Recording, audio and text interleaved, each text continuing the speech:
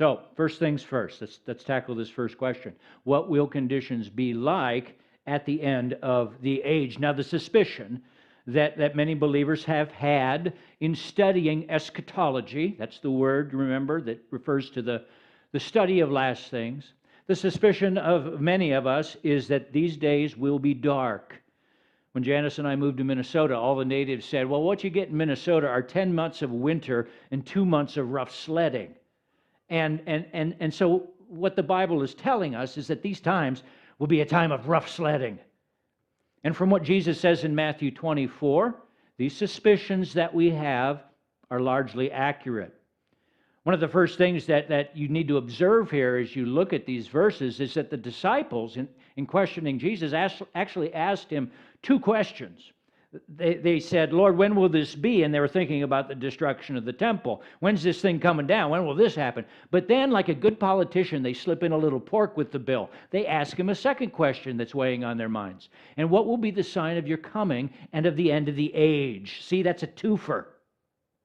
And the reason why it's important to see this is that Jesus, in his reply to them, answers both questions, but in a blended mashup sort of way. He doesn't say, well, here's the answer to your first question. This is when the temple will be destroyed. And now here's the answer to when I'm coming back. Now, he weaves it all together, which makes it challenging to interpret. For example, Jesus says in verse 34, truly I say to you, this generation will not pass away until all these things take place. You read that and you say, well, clearly he got that wrong, didn't we? Here we are 2,000 years later. Well, no, he didn't. You see, he was talking about the destruction of Jerusalem. Just as Thanos was coming, so the Romans were coming.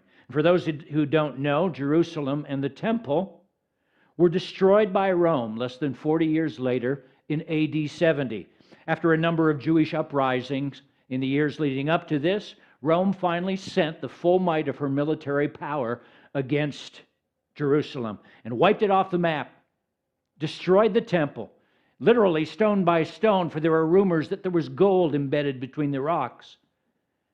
And then they scattered the Jewish people to the four winds, leaving only behind that part of the temple we now know as the Wailing Wall. So Jesus nailed it. And there were other things in this chapter that Jesus said which speak to that terrible time. Verse 15, so when you see the abomination of desolation spoken of by the prophet Daniel standing in the holy place, then let those who are in Judea flee to the mountains. Let the one who is on the housetop not go down to take what is in his house. Let the one who is in the field not turn back to get his cloak. Now Matthew, in his gospel, wrote largely for Jewish believers. Luke wrote largely for Gentile believers. And so in his version of this sermon, he doesn't quote Daniel, but he interprets it for them. In Luke's translation, or a version of what Jesus says, he says, but when you see Jerusalem surrounded by armies, then know that its desolation has come near. Then let those who are in Judea flee. See, they're talking. Jesus is talking here about the Roman invasion that was coming. And when you see that starting to play out, Jesus says, get out of the city now. Run for your lives and pray that it doesn't happen in winter, he says, which is an interesting verse. Even in the midst of catastrophe, God cares for us. And we know from the history of the time, written by a man named Eusebius several centuries later, that the Christians living in Jerusalem during those days, when they see the pot starting to boil over, called to mind Jesus' words, and they fled the city, and their lives were spared, but everyone else perished. Now, this is playing with some of your minds because you've been taught, you probably heard it in the Left Behind books, that all that's in this chapter pertains to the end of days. I thought the Jews were going to rebuild the temple, and then some confederation of European powers led by Gog of Magog, Russia, is going to swoop down into Israel. And then, I'm not saying that those things won't happen. We know that Israel will play a role in the events at the end of the age, and we'll say more about that momentarily. But here's another thing that we need to understand about biblical prophecy. Oftentimes in the Bible, when a prophet in the Old Testament would would foresee a great event happening long away in the future.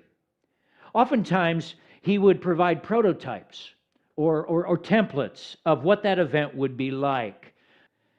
Well, this is exactly what Jesus is doing in Matthew 24. The destruction of the temple and the conditions of the world in the time when this would happen would be a template, a pattern of what would happen at the end of the age. And that's why Jesus lumps all these together. Now, I know, speaking honestly, that this is something that none of us wants to hear.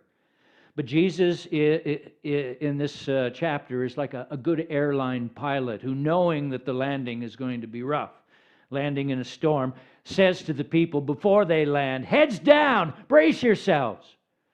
Jesus is being like a good doctor here who knows that what he's going to do as he's fixing you is going to hurt. And he says that to you. Okay, now this is going to hurt, but we're going to do this together. And you'll get better on the other side of this. So Jesus is saying to us to get this world fixed, to get the evil out of it, to get us through to the other side where the glory and goodness of God are filling the earth. It's going to be a bumpy ride at the end. Paul wrote to Timothy and said these words, "Understand this, that in the last days there'll be terrible times." And the Greek word there means troublesome and harsh and fierce. The prophet Amos said, "You do not want to go through these days. Woe to you who desire the day of the Lord. Why do you have the day of the Lord? It is darkness and not light." And when you think about it, it actually makes sense why this would be so. The reason why these days will in all likelihood be very dark is because these will be the times of evil's last stand. Revelation 12:12 says, "But woe to you, O earth, for the devil has come down to you in great wrath, because he knows that his time is short." A couple summers ago, I was mowing the yard, and I noticed off by the edge, by a row of some evergreen trees, that there were more wasps buzzing around than usual. So I had a suspicion, pulled apart the branches, and sure enough, found a big wasp nest in there, the size of a mini Death Star. So I went and armored up and got the hose and all that. Now, do you think the wasps said to me as I approached, "Mister, we're sorry, didn't know this was your place. We're going to move. We're moved. No worries." Now, they didn't go down without a fight. And my friends, the battle between good and evil that has raged upon the earth since the days when Cain first took a club to Abel's head. That battle that's always taking place, sometimes running behind the scenes and sometimes flaring out like a massive all-out war. Well, this will be the final convulsion of that battle. If the earth is going to be filled with the beauty and glory of God, the only way we're going to get there is with this taking place. Evil won't surrender. Evil won't come to its senses, and evil won't stop coming after the good. There must come a time when God says, "Enough! This stops now."